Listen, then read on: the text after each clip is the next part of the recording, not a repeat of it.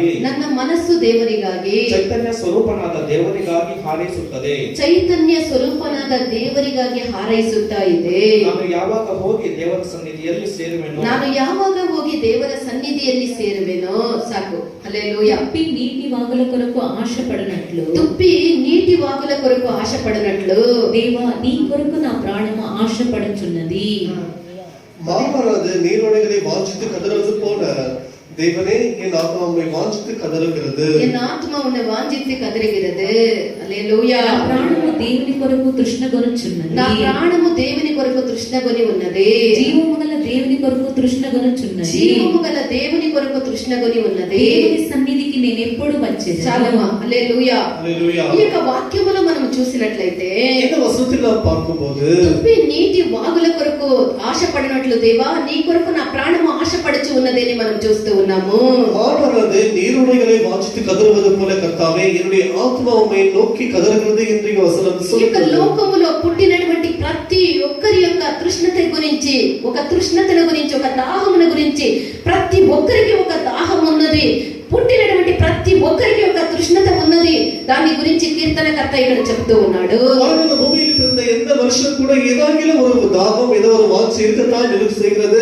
அந்த தாகத்தை குறித்து தான் இங்க தாவீது சொல்லுகிறார். ఒక మనిషి భూమిలో పుట్టినటువంటి ఒక మనిషి అతడు పాపి అయినను, పరిశుద్ధుడైనను, దేవుని ఎరిగిన వాడైనను, ఎరగని వాడైనను, అతడు ఎవ్విధముగా ఉన్నను, వృద్ధుడైనను, ఒక యవ్వనములో ఉన్నను, అతడు ఏ స్థాయిలో ఉన్నను సరే అతని యొక్క ఆత్మ అయినది తృష్ణత కొని ఉంటుంది అని ఇక్కడ కీర్తనకర్త చెప్తూ ఉన్నాడు. இந்த பூமியில் பிறந்த எந்த மனிதனாலும் சரி, அவன் பரிசுத்தவானாலும் சரி, பாவியா இருந்தாலும் சரி, அவன் வாலிபனாலும் சரி, அவன் வயது சென்றவனாலும் சரி, எப்படிப்பட்ட குழந்தையாலும் சரி, எல்லாருக்குமே ஒரு வாஞ்சியானது இருக்கும். அப்படிப்பட்ட வாஞ்சி இருக்குது என்று இங்க தாவீது சொல்லுகிறார்.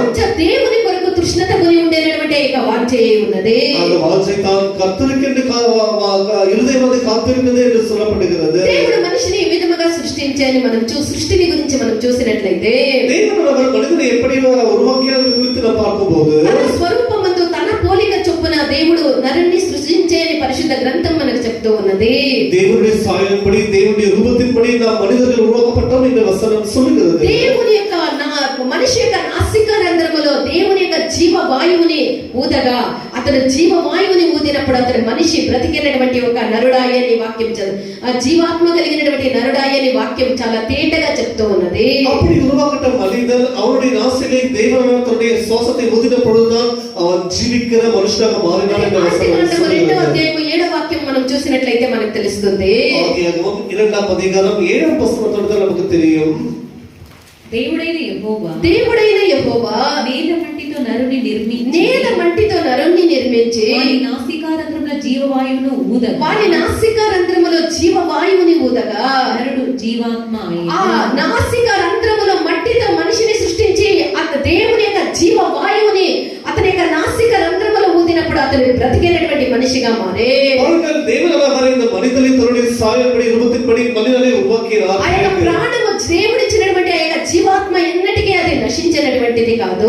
அப்படியாகவே கர்த்தரானவர் அவருடைய நாசிகத்தை சுவாசத்தை ஊதினபோது அவர் ஜீவித்தவராக ఎన్నటికీ ఉండనటువంటిదై ఉన్నది. அந்த சுவாசமானது என்னென்றைக்குமே அழியாமல் இருக்கிறது.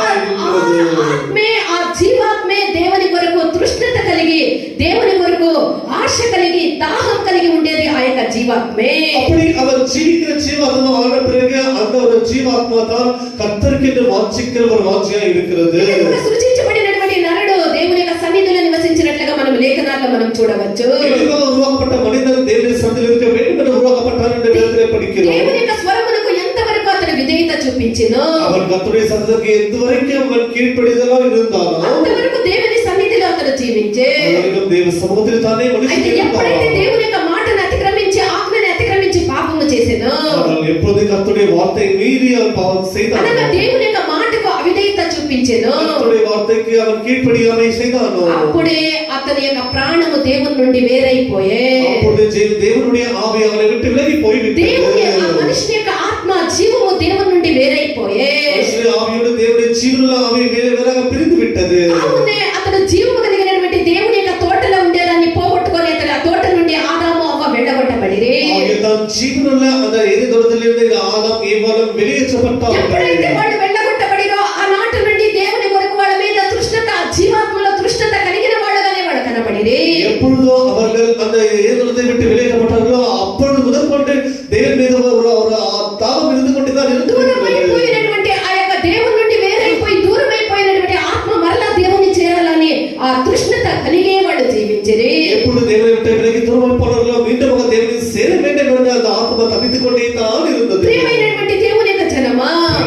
ఒక్క యొక్క తృష్ణతని తీర్చేది లోకములో ఎవరి వల్లనో కాదు, அவருடைய தாகத்தை தீர்ப்பது யாராலுமே உலகத்தில் అది முடியாது. దేవుని వల్ల మాత్రమే సాధ్యము. அது தேவனால் மாத்திரமே முடியும். మొదటిగా దేవుని యొక్క సన్నిధిలో మనము ఎల్లప్పుడూ మనం ఎప్పుడు కనబడదుము అనేటువంటి కార్యాన్ని మనం చూసినట్లయితే நாம் தேவ சமூகத்தில் எப்போது காணப்படுவோம் என்ற காரியத்தை பார்ப்போம் என்று சொன்னால் కొలస్సీయులు 3వ అధ్యాయం 4వ వాక్యాన్ని చదవండి. கொலோசியர் 3వ அதிகாரம் 4వ వచనం படிப்போமாக.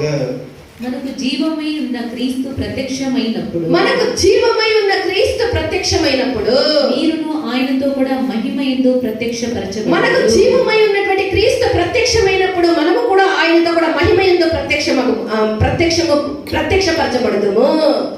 ನಮಗೆ ಜೀವವಾಗಿರುವ ಕ್ರಿಸ್ತನ ಪ್ರತ್ಯಕ್ಷನಾಗುವಾಗ ನೀವು ಸಹ ಆತನ ಜೊತೆಯಲ್ಲಿ ಪ್ರಭಾವದಿಂದ ಕೂಡಿದವರಾಗಿ ಪ್ರತ್ಯಕ್ಷರಾಗುವಿರಿ. యేసు ప్రభు మహిమలో వచ్చినప్పుడు యేసు మహిమలో మన ప్రాణము దేవుని యందు జీవగల దేవుని యందు కనబడును.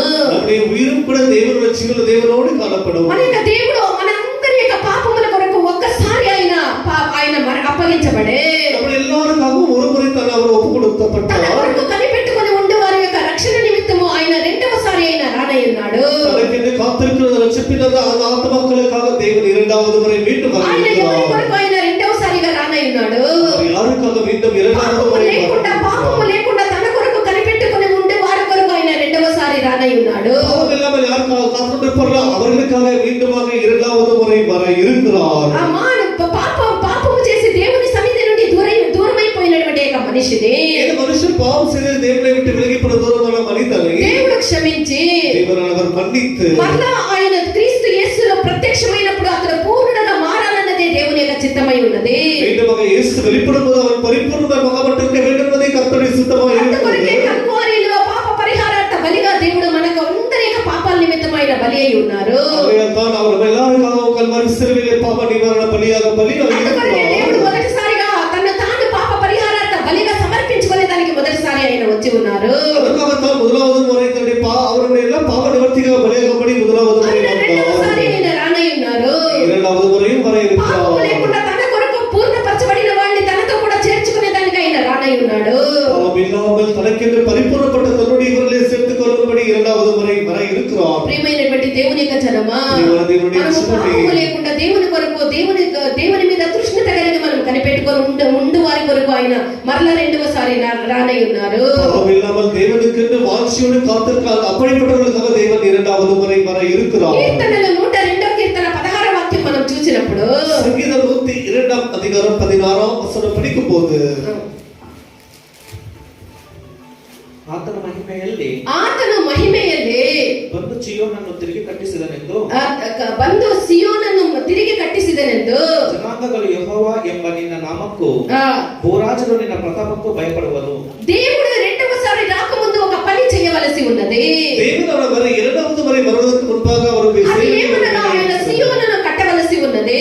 அது என்னவென்றால் அவர் சீயோனை கட்ட வேண்டியதாக இருக்கிறது. ప్రత్యక్షము కాకుండా అయ్యేదానికి ముందుగా அவர் మహిమలో வெளிப்படுவதற்கு முன்பாக ఆయన సియోనుని కట్టవలేను. அவர் సీయోனை కట్ట వేண்டிయதாக இருக்கிறது. ప్రియమైనటువంటి దేవుని యొక్క జనమా, మనము కూడా ఆయనతో కూడా ఆయన మహిమలో ప్రత్యక్షమైనప్పుడు మనము కూడా ఆయనతో కూడా మహిమలో ప్రత్యక్షము కావలేను.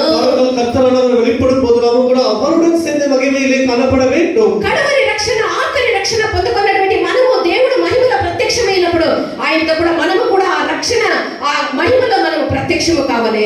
கடைசி ரட்சிப்பை பெற்றவர்களுக்கு நாமும் கூட அவர் வெளிப்படும் போது மகிமையிலே நாம் அவருடன் ரட்சிப்போடு காணப்பட வேண்டும். దాన్నే దేహ విమోచన అని కూడా పిలువబడుతుంది. அதுதான் இந்த மாம்சத்தின் மீட்பு என்று சொல்லப்படுகிறது. అప్పుడు మనము కడవరి రక్షణని మనం పొందుకొని దేహ విమోచన పొంది మహిమలో అనేక దేవునితో కూడా మనము ప్రత్యక్షమగుదుము. ஆகிய கடைசி நம்முடைய சரீரத்தின் மீட்புக்காக அந்த வெளிப்பாடுகள் என்று வசனம் சொல்லுகிறது. ఇక్కడ మనము చూసినప్పుడు నేను ఎప్పుడు దేవుని యొక్క ఎదుట జీవం గల దేవుని ఎదుట కనబడదునా అని కీర్తనకర్త తన యొక్క ఆశని ప్రకటిస్తూ ఉన్నాడు.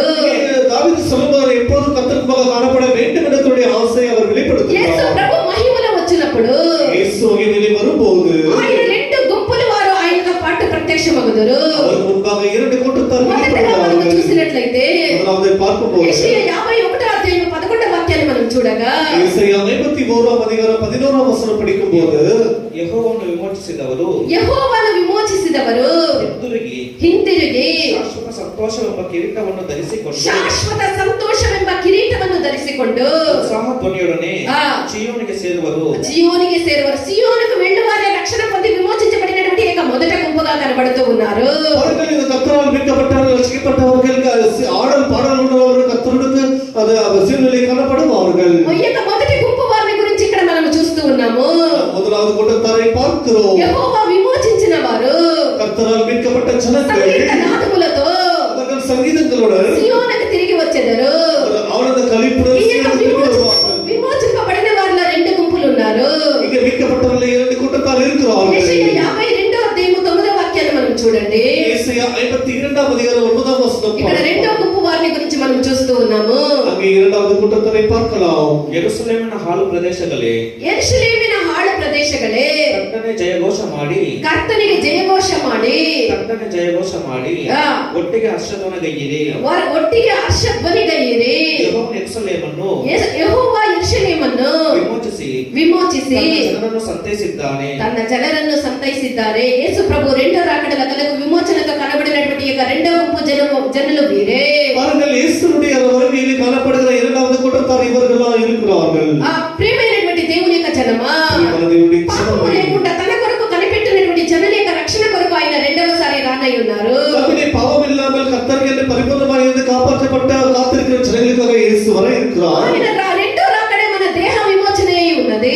இரண்டாவது வருகை தான் நம்முடைய தேகத்தின் மீட்பாக இருக்கிறது. అమూల్యమైనటువంటి దేవుని యొక్క రక్తము ద్వారా విమోచింపబడితిమి. நாம் எல்லாரும் வெளியேறப்பட்டவருடைய ரத்தத்தினாலே மீட்கப்பட்டிருக்கிறோம். మన పాపాలన్నీ కూడా ఆయన తన యొక్క రక్తము ద్వారా క్షమించి ఆయన శుద్ధీకరించి ఉన్నారు. எல்லாருடைய பாவங்களுடைய ரத்தத்தினாலே அவரை சுத்திகரித்து మన దేవుని సొంత రక్షకునిగా అంగీకరించి ఉన్నాము. நாம் எல்லாரும் கர்த்தரை இயேசுவை ரட்சகராக ஏற்றுக்கொண்டிருக்கிறோம். బాప్టిస్మము ద్వారా దేవుని మనము సొంత రక్షకునిగా మనము ధరించుకొని ఉన్నాము. தன்னுடைய ஞானஸ்நானத்தினாலே இயேசுவை நாம் ரட்சகராக ஏற்றுக்கொண்டிருக்கிறோம். పరిశుద్ధాత్మ ద్వారా ఆయన విమోచన దినము కొరకు మనము ముద్రించబడి ఉన్నాము. பரிசுத்தாவியினாலே அந்த முத்திரை நாளுக்காக மீட்பு நாளுக்காக முத்திரிக்கப்பட்டிருக்கிறோம்.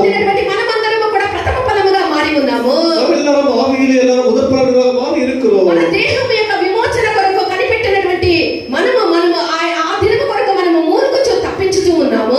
சரீரத்தின் மீட்புக்காக நாம் எல்லாரும் அந்த நாளுக்கென்று தவித்து மூழ்கிக் கொண்டிருக்கிறோம். ఎఫెసీయులు 4వ అధ్యాయము 30వ వాక్యములో చెప్పబడినట్లు எபேசியர் 4ஆம் அதிகாரம் 30ஆம் வசனத்திலே పరిశుద్ధాత్మని మనం దుఃఖపరచకూడదని మనం చెప్పబడుతూ ఉన్నది. பரிசுத்த ஆவியை துக்கப்படுத்தக்கூடாது என்ற வசனம் ఏ విధంగా మనం சொல்கிறது. పరిశుద్ధాత్మని దుఃఖపరుస్తూ ఉన్నామంటే நாம் எப்படி பரிசுத்த ஆவியை துக்கப்படுத்துகிறோம் అదే என்று சொன்னால் 31వ వాక్యములో మనం చూసినట్లయితే அதே எபேசியர் 4ஆம் அதிகாரம் 31ஆம் வசனத்திலே ద్వేషములు, పగలు, కలహములు ఇలాంటి వాటితో మనము నిండి ఉంటే నిశ్చయముగా మనం పరిశుద్ధాత్మని దుఃఖపరిచే వాళ్ళముగా ఉండము. எவ்வளவு பகைகள் வைராக்கியங்கள் இப்படிப்பட்ட காரியங்களை வைத்துக் கொண்டிருந்தால் பரிசுத்த ஆவியை ఇలాంటి துக்கப்படுத்துகிறோம் స్వభావాలు మన యొక్క జీవితంలో ఉన్నట్లయితే నిశ్చయంగా మనం పరిశుద్ధాత్మని దుఃఖపరిచిన వారముగా కనబడుతూ ఉన్నాము. இப்படிப்பட்ட சோதனைகள் இருக்கும் என்று சொன்னால் நிச்சயமாக நாம் பரிசுத்த ஆவியை துக்கப்படுத்துகிறோம் என்று அர்த்தம். పరిశుద్ధాత్మ మనలో ఉండి చేసేటువంటి క్రియ ఏమనగా பரிசுத்த ஆவியை நம்மிலே இருந்து செய்கிற கிரியை என்னவென்றால் రోమ 8వ అధ్యాయం 26, 27 వాక్యాలను మనం చూసినట్లయితే ரோமர் 8ஆம் அதிகாரம் 26, 27 வசனம் படிக்கும்போது ಹಾಗೆ ಪವಿತ್ರಾತ್ಮನು ಸಹ పవిత్రాత్మను సహా ನಮ್ಮ ಅಶಕ್ತಿಯನ್ನು ನೋಡಿ ನಮ್ಮ ಅಶಕ್ತಿಯನ್ನು ನೋಡಿ ಸಹಾಯ ಮಾಡುತ್ತಾನೆ. ಹೇಗೆಂದರೆ ನಾವು ಆ, ತಕ್ಕ ಪ್ರಕಾರ ಏನು ಬೇಡಿಕೊಳ್ಳಬೇಕು ಏನು ಬೇಡಿಕೊಳ್ಳಬೇಕೋ ನಮಗೆ ಗೊತ್ತಿಲ್ಲದ್ದರಿಂದ ಪವಿತ್ರಾತ್ಮ ತಾನೇ ಮಾತಿಲ್ಲದಂತ ನರಳಾಟದಿಂದ ಆ. ನಮಗೋಸ್ಕರ ಬೇಡಿಕೊಳ್ಳುತ್ತಾನೆ. దేవుడు మనలో ఉండి పరిశుద్ధాత్మ మనలో ఉండి మనకి ఏమి చేయాలో ఏది వేడుకోవాలో అడుక్కోవాలో ఏమి చేయాలో తెలియనప్పుడు ఆయనే మనలో ఉండి మనకు ఆయన సహాయం చేసేటటువంటి ఆత్మయ్య ఉన్నాడు. நமக்கு தெரியல நமக்கு என்ன செய்யணும் என்று தவித்துக் கொண்டிருக்கும் நேரத்திலே நம்முடைய ஆவியானவர் நம்மிலே இருந்து கொண்டு நமக்கு என்ன தேவையோ நமக்கு உதவி செய்கிறவராக దేవుని యొక్క இருக்கிறார். సన్నిధానంలో చేరినప్పుడు ఒక మనిషి యొక్క దాహమైనది తృష్ణత అయినది అది సంపూర్ణంగా తీరేది అంతవరకు ఆ యొక్క తృష్ణత తీరదు. ஒரு மனுஷன் தேவனுடைய சமூகத்தில் சேர்வது மாத்திரமே அவருடைய ஆத்மாவின் தாகத்தை தீர்த்துக் கொள்ள முடியுமே தவிர வேறு எதிலும் முடியாது. పుట్టినటువంటి ప్రతి ఒక్కరికి ఈ యొక్క దేవుని మీద ఒక తృష్ణత కలిగి ఉన్నారు. பிறந்த எந்த மனுஷனுக்கும் கர்த்தர் மீது ஒரு தாகம் இருந்து கொண்டே ఎందుకనగా ఆ యొక్క జీవాత్మ దేవుని నుండి వచ్చినది కనుక ఆ యొక్క ఆత్మకి తృష్ణత ఉన్నది. ஏனென்றால் அந்த ஜீவாத்மா கர்த்தரால் வரப்பட்டது அங்கேதான் அந்த ஆத்மாவுக்கு தேவன் மீது ஒரு வாஞ்சை இருக்கத்தான் செய்கிறது. దురదృష్టవశాత్తు మనం చూడగా మానవుడు తన యొక్క ఆత్మ దాహమును తీర్చుకోలేకపోతూ ఉన్నాడు. దురదృష్టవశం என்னவென்றால் மனுஷன் தன்னுடைய ஆத்ம தாகத்தை தீர்த்துக் கொள்ளாமலே போகிறான். మనుషుడు తన యొక్క ఆత్మ దాహాన్ని తన యొక్క ఆత్మ తృష్ణతని తీర్చుకోలేకపోతూ ఉన్నాడు అంటే மனிதன் தன்னுடைய ஆத்ம தாகத்தை தீர்த்துக் கொள்ளாமல் போகிறான்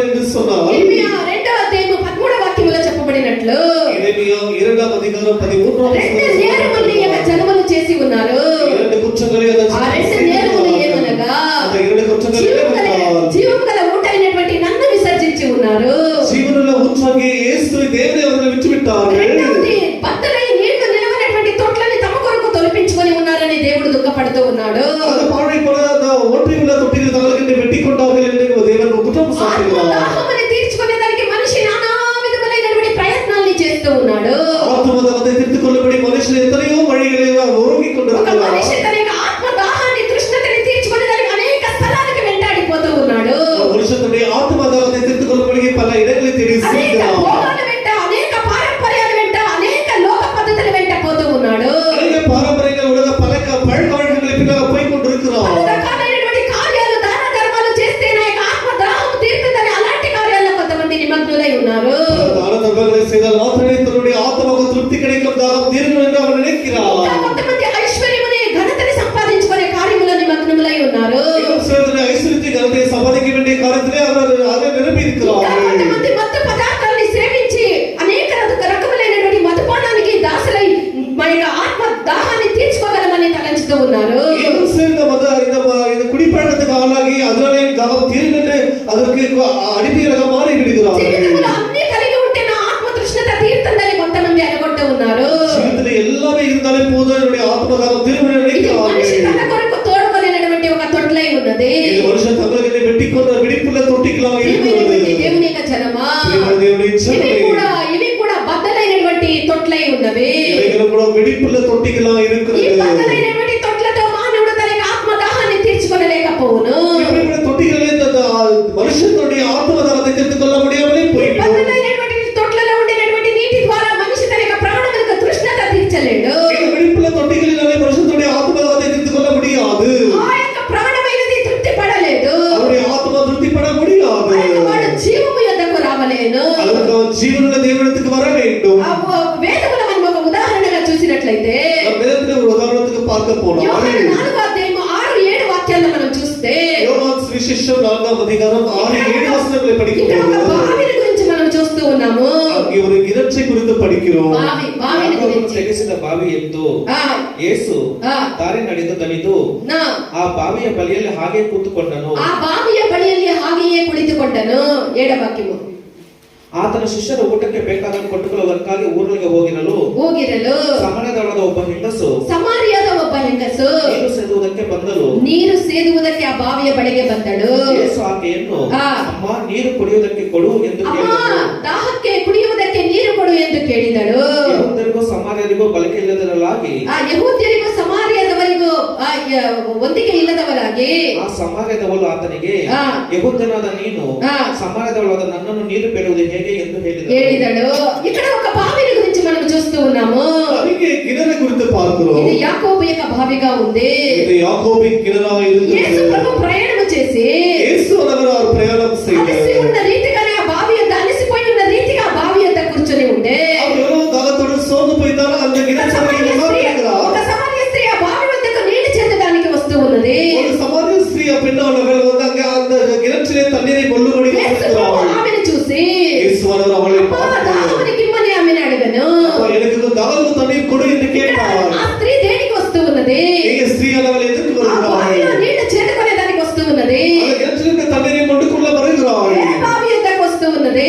எந்த கிணற்றுக்கு வருகிறாள்? యాకోబు యొక్క బావి దగ్గరికి వస్తూ ఉన్నది. யாக்கோபின் கிணற்றுக்கு வருகிறாள். యాకోబు అనగా ఏమి? யாக்கோபு என்றால் என்ன? వంచకుడు లేదా మోసగాడని అర్థము. வஞ்சகம் செய்கிறார், மோசம் பண்ணுகிறார் என்று தான் அர்த்தம். యాకోబు అనగా వంచకుడు మోసగాడని అర్థము. யாக்கோபு என்று சொன்னால் அவர் மோசம் பண்ணுகிறார் என்று தான் அர்த்தம். మోసగాడు వంచకుడు మొదటి మోసగాడు వంచకుడు ఎవరు అనగా முதலாவது மோசம் பண்ணுகிறவர் வஞ்சிக்கிறவர் யார் என்று சொன்னால் ఏదైనా తోటలో ప్రవేశించి ஏதேன் தோட்டத்திலே நுழைந்து అవ్వను తన కుయుక్తి కలిగినటువంటి మోసం చేత మోసపరిచినటువంటి ఆయన సాతానుడే నిజమైనటువంటి మొదటి వంచకుడు. அந்த முதலாவது மனிதர்களாகி ஆதாம் ஏவாளை வஞ்சித்தானே அவன் தான் முதலாவது வஞ்சகனாக இந்த சாத்தான் காணப்படுகிறான். వంచినటువంటి ఆ సైతాను నేటి వరకు అనేకల్ని వంచిస్తూనే ఉన్నాడు. அன்றைக்கு ஆதாம் ஏவாளை வஞ்சித்த அதே சாத்தான் தான் இன்றைக்கு எல்லாரையும் வஞ்சித்துக் கொண்டே இருக்கிறான். అనేకలు తన భావి యొద్ద వచ్చి చేతుకునేదానికి అనేకల్ని ఆ సాతానుడు పిలుస్తూనే ఉన్నాడు. அநேகர் வந்து அந்த கிணற்றிலே வந்து கொண்டு கொள்ளும்படி அநேகர் அழைத்துக் கொண்டே ఈ இருக்கிறான். లోక భోగాన్ని అనుభవించేదానికి అనేకలు నా యొద్దకు వచ్చి నా భావిలో నుండి చేతుకుంటేనే అనేకల్ని మోసపరుస్తూనే ఉన్నాడు.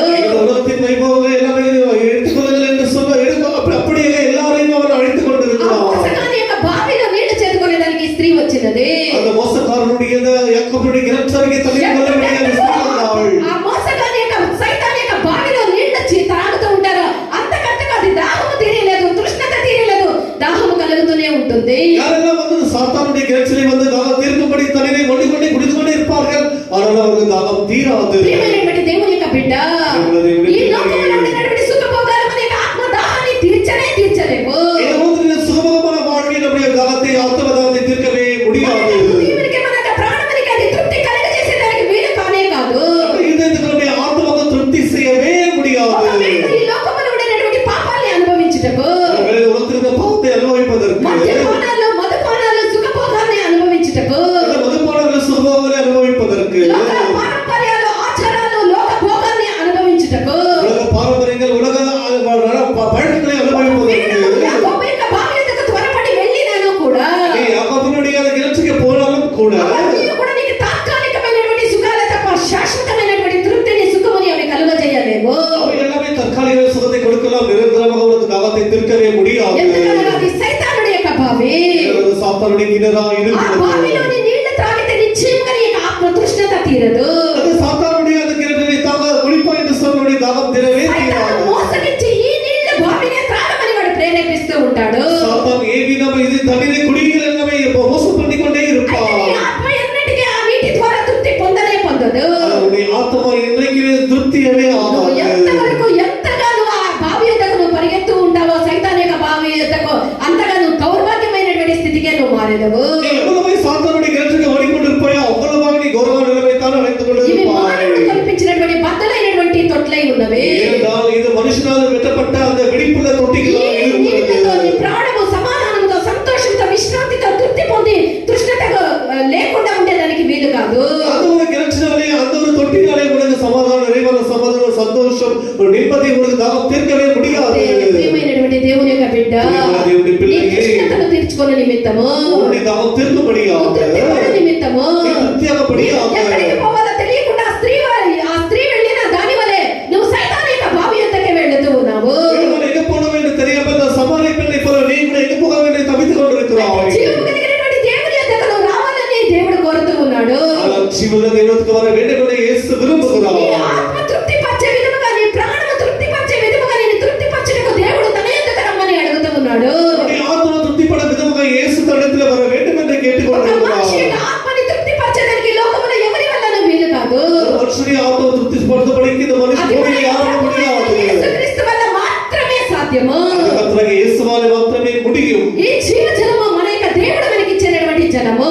அந்த ஜீவ தண்ணீரை இயேசு நமக்கு கொடுக்கிறவராக ఆయన இருக்கிறார். ఇచ్చినటువంటి ఆ జీవ జలము త్రాగినటువంటి మనిషి తృప్తి ఎన్నటికీ దాహము కనుక తృప్తి కలిగి ఉండును. இயேசு கொடுக்கிற ஜீவ தண்ணீரை குடிக்கிறவனுக்கு என்றைக்குமே ஒரு தாகமே ஏற்படாது. నీ సమస్త తృష్ణతలను తీర్చినటువంటి జీవ జలము యేసు యొద్ద ఉన్నది.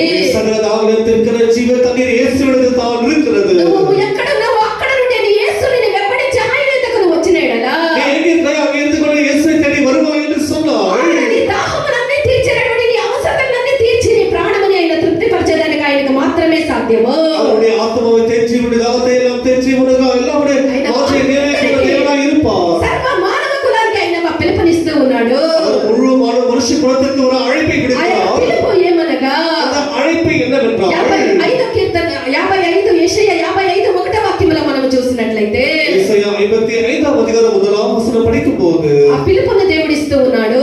அங்கே ஒரு அழைப்பை அவர் விடுக்கிறார்.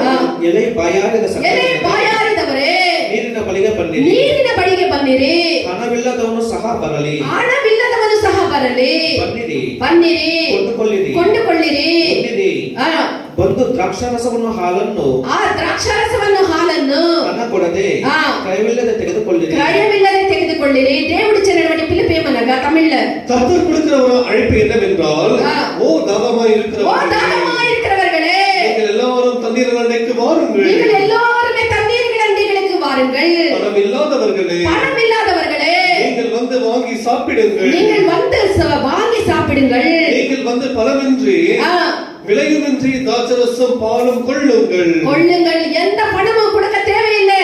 ஆ, தாகம் கொண்டவர்களே எல்லாரும் நீங்கள் என்னிடத்துக்கு வாருங்கள், நான் கொடுக்கிறதான இதை வாங்கி புசியுங்கள். பணம் இல்லாமல் கிரியம் இல்லாமல் இலவசமாக வாங்கி புசியுங்கள் என்று ఆండవర్ சொல்லுகிறார். తప్పికొనిన వారలారా మీ అందరూ, దాహం కొనిన వారలారా మీ అందరూ నా యొద్దకు రండి. రూకలు లేకపోయినా డబ్బు లేకపోయినా నా యొద్దకు వచ్చి నేను ఇచ్చేదాన్ని మీరు భుజించుడి, మీరు త్రాగుడి అని చెప్తూ ఉన్నాడు. ஓ தாகமாய் இருக்கிறவர்களே எல்லாரும் இடத்து தண்ணீர் அண்டைக்கு புசியுங்கள் என்று சொல்லுகிறார். అందరూ నీళ్ళ యొద్దకు అనగా జీవము కలిగిన దేవుని యొద్దకు రమ్మని దేవుడు పిలుపునిస్తూ ఉన్నాడు. எல்லாரும் தண்ணீரிലേക്ക് வாருங்கள் என்று ஜீவனுள்ள தேவன் அழைக்கிறார். ఈ రక్షణ దేవుడు మనకి ఇచ్చినటువంటి రక్షణకి ఏ ఒక విలువ మనం ఇచ్చినది లేదు. அவர்கள் பெற்றுக்கொண்ட ரட்சிப்புக்கு எந்த ஒரு விலையும் கையில் கொடுக்கவில்லை. రక్షణ ఉచితమైనటువంటి రక్షణే இந்த ఉన్నది. கொடுக்கப்பட்ட ரட்சிப்புக்கு நாம் எந்த விலையும் கொடுக்கவில்லை. ఏ వస్తువుని మనం ఏది కూడా మనం చెల్లించలేము. எந்த பொருளையோ எந்த பணத்தையோ எதையும் கொடுக்கவில்லை. ఉచితముగా దేవుడు కల్వారి శిలువలో మన కొరకు తన యొక్క రక్తముని చిందించి ఉన్నాడు. இலவசமாக கர்த்தர் இயேசுவின் கல்வாரி சிலுவையில் ரத்தத்தை சிந்தியிருக்கிறார். నీ పాపముల యొక్క విడుదల కొరకు ఆయన కల్వారి శిలువలో మరణించి ఉన్నాడు. அது கல்வாரி சிலுவையில் நம்முடைய பாவங்களுக்காக அவர் மரித்திருக்கிறார். మన కొరకు ఉచితముగా చిందించబడినటువంటి రక్తము కల్వారిలో యేసు ప్రభు చిందించినటువంటి పరిశుద్ధ రక్తము. நமக்காக சிந்தப்பட்ட கல்வாரி ரத்தம் அது இலவசமாய் சிந்தப்பட்டிருக்கிறது. అది ఎంతవరకు ఆ రక్తము చిందించబడి ఉన్నది. நமக்காக சிந்தப்பட்டிருக்கிறது. మన యొక్క రక్షణ మనము రక్షించబడి నిమిత్తము మన యొక్క రక్షణ నిమిత్తము ఆ యొక్క రక్తము చిందించబడి ఉన్నది. நம்முடைய ரட்சிப்புக்காக ரத்தம் சிந்தப்பட்டிருக்கிறது. ఉచితముగా ఈ యొక్క రక్షణ మనం పొందుకొని మనం సంతోషించాలి. நாம் இலவசமாய் ரட்சிப்பை பெற்று యేసు క్రీస్తు మాత్రమే మన ప్రాణములో ఉండేటువంటి యొక్క తృష్ణతని సంపూర్ణంగా ఆయన తీర్చగలరు. இயேசு மாத்திரமே நம்முடைய ஆத்மாவில் அந்த தாகத்தை தீர்க்க முடியும். ఆయన మాత్రమే మనల్ని రక్షించగలడు. அவர் மாத்திரமே நம்மை ரட்சிக்க முடியும். రక్షించబడుటకు ఆయన యొక్క నామము ఆయన యొక్క రక్తము తప్ప వేరొకటి లేదు. ரட்சிக்கப்படும்படிக்கு அவருடைய நாமமுடைய ரத்தம் தவிர வேறு எதுவுமே கிடையாது. ఆయన యొద్దకు మనం వచ్చినట్లయితే அவரிடத்துக்கு வருவோம் என்று சொன்னால் ఆత్మ దాహము తీరుతుంది. ஆத்ம தாகம் தீரும். ఆయన యొక్క రాకడలో మనము నిశ్చయముగా ఆయన యొక్క కృప అయినది ఆయన యొక్క రెండో రాకడలో మనందరినీ కూడా ఆయన నిలబెట్టడానికి సమర్థమై ఉన్నాడు. நிச்சயமாக அவருடைய இரண்டாவது வருகையில் நாம் எல்லாரும் நிற்க செய்வதற்கு அவர் வல்லமையுள்ள தேவனாய் ఆయన இருக்கிறார். రెండవసారి తన కొరకు కనిపెట్టుకొని ఉండేటువంటి తన వారి కొరకు ఆయన రానై ఉన్నాడు. அவர் இரண்டாவது முறை தனக்கென்று காத்திருக்கிற தன்னுடையவர்களை சேர்த்துக் ఆయన ప్రత్యక్షమైనప్పుడు கொள்ளுகிறார். మనము కూడా మహిమలో ఆయనతో కూడా ప్రత్యక్షము కాబడదుము. அவர் இரண்டாவது முறை வெளிப்படுவதாக கூட மகிமையை வெளிப்படும்படி ఈ లోక శ్రమల్ని, ఈ లోక బాధల్ని ఇవన్నీ వదిలి మహిమలో మన దేవునితో కూడా సదాకాలం మనం ఉండుదుము. நாம் இந்த உலகத்தின் காரியங்களை விட்டுவிட்டு எல்லாவற்றையும் விட்டுவிட்டு தேவனோடு சதாகாலம் இருக்க ఇంత போகிறோம். గొప్ప దేవుడు మన యొక్క దేవుడై ఉన్నాడు. இவ்வளவு பெரிய தேவன் நம்முடைய தேவனாய் ఇంత గొప్ప இருக்கிறார். కార్యాన్ని చేసిన దేవుడు మన యొక్క దేవుడై ఉన్నాడు. இவ்வளவு பெரிய காரியம் செய்த தேவன் நம்முடைய தேவனாய் ఆ இருக்கிறார். దేవుడి దగ్గర మనం ఉచితముగా వచ్చి நாம் தேவனத்தில் இலவசமாய் வந்து ఆ ఉచితముగా మన యొక్క దాహముని మన యొక్క ఆత్మ దాహముని మనం తీర్చుకోదుము గాక. நாம் இலவசமாய் அந்த தாகத்தை பெற்றுக்கொள்வோமாக. దేవుడు మనకు సహాయం చేయదురు గాక. உதவி செய்வாராக. ఆమేన్.